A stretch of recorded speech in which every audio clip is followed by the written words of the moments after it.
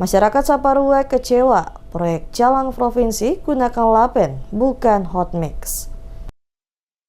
Masyarakat di Kecamatan Saparua, Kabupaten Maluku Tengah, menyuarakan kekecewaan terhadap pengerjaan proyek jalan provinsi yang dilakukan dengan sistem lapen. Warga menilai kualitas pengerjaan tersebut jauh di bawah standar dibandingkan proyek jalan milik kabupaten yang menggunakan sistem hot mix. Kekecewaan ini salah satunya disampaikan oleh Raja Negeri Saparua, Johan Titalei, yang menyoroti perbedaan kualitas infrastruktur antara proyek jalan kabupaten dan proyek yang dikerjakan oleh pemerintah provinsi. Menurutnya, hal ini menimbulkan tanda tanya besar di kalangan masyarakat terkait alasan penggunaan metode berbeda dalam pengerjaan jalan di wilayah yang sama. Ia menambahkan, kondisi yang sama kembali terjadi pada tahun 2025, di mana pengerjaan perbaikan jalan oleh pemerintah provinsi kembali menggunakan sistem lapen. Menurutnya, hal ini bukan hanya soal teknis pengerjaan, melainkan juga menyangkut rasa keadilan pembangunan antar wilayah. Titalei pun mengaku tidak mengetahui alasan apa yang dipakai pemerintah provinsi, sehingga proyek di Saparua hanya menggunakan lapen.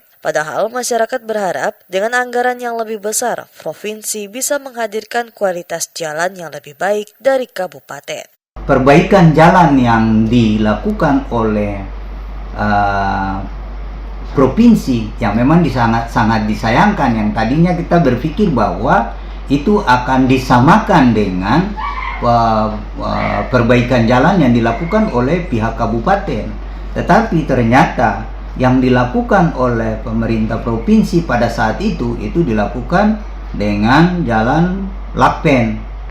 Nah, yang tahap tahun ini itu juga masih dengan lapen. Jadi yang mau dipertanyakan ini sebenarnya antara perbedaan antara provinsi dan kabupaten ini ada perbedaan di mana sehingga dari pihak kabupaten pembangunan jalan itu, pembuatan jalan itu dengan hot mix, sementara di provinsi memakai lapen.